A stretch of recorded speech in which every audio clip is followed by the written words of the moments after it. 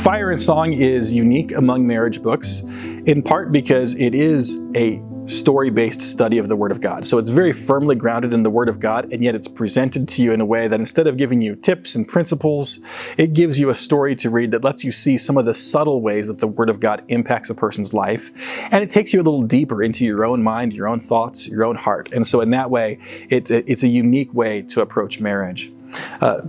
Going beyond that, Song of Songs is itself a unique marriage book. First of all, it's the Word of God, which obviously sets it apart.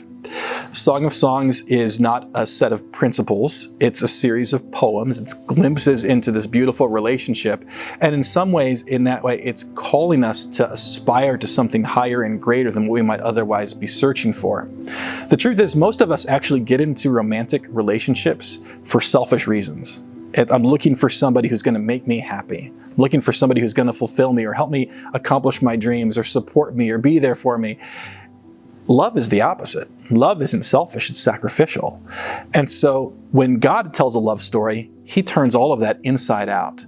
And so a true God-centered marriage book is actually going to start with confronting the selfishness in me. It's going to teach me to sacrifice and to love, not because of what I'll get in return from my spouse, but because of what I've already received from my God. And so Fire and Song and Song of Songs are an opportunity to see a marriage that's empowered by the love of God, and to see marriage, what it begins to do when we start to relate to each other as husband and wife, recognizing that's a way to relate to God. As I love my spouse, I'm loving God. And even when I don't feel like sacrificing for my spouse, I can make that a sacrifice made for Jesus, and I am loving Him as I love her.